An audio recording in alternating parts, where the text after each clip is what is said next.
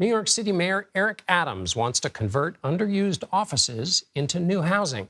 The plan is to convert 336 million square feet of office space.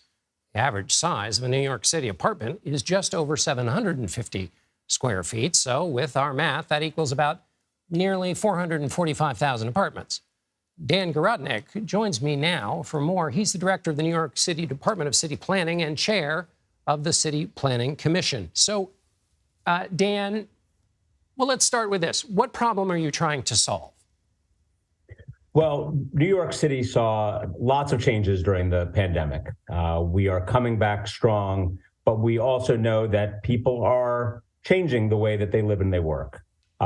More people are choosing hybrid work schedules. Fewer people are actually coming into the office 5 days a week. And as a result, we have more underutilized office buildings in New York City.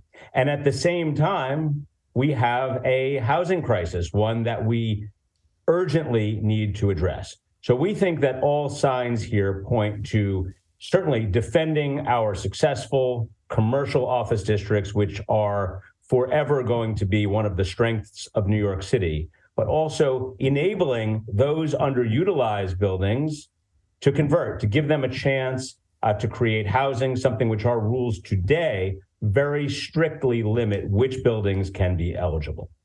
So of the two things you mentioned, certainly the housing challenge for New York is real and evident. But it seems like it's more in question that that business is going to move to all hybrid.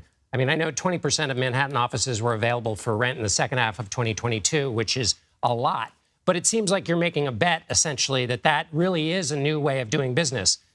While at the same time, we see companies like Disney and others saying, you know, people have to come back into the office. Is there any danger of basically concluding that work has changed forever?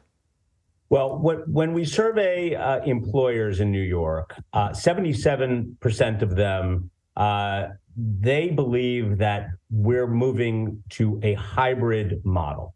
So we start from that proposition, and we recognize that that does not answer all of the questions. And New York City has some of the best commercial office districts in the world. We have more jobs per square mile than anywhere in the country. We have more jobs in a single square mile than exists in all of San Francisco. We want to protect our commercial districts. What we are doing here is not forcing anybody to make a change.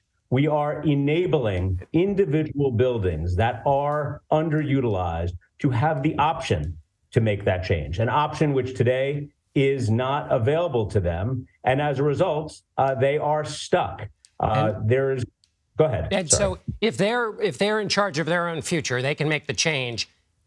What does that mean about what kind of housing we're talking about here? In other words, are they compelled to have low income, moderate, or, you know, in other words, what if they all decided they wanted, you know, Russian oligarchs to live in their new apartments?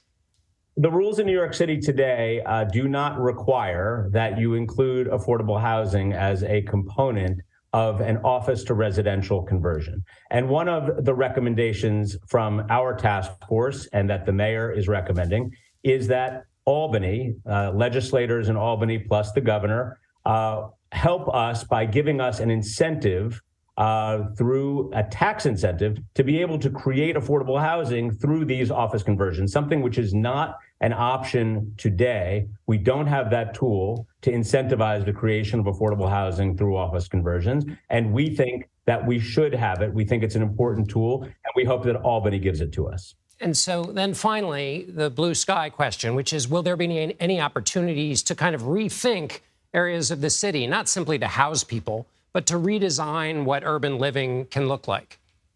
Well, we think about that at the Department of City Planning, which I run every single day. We think about how to improve access to our waterfronts. We think about our emerging office districts, like in the Bronx Hub or in downtown Flushing.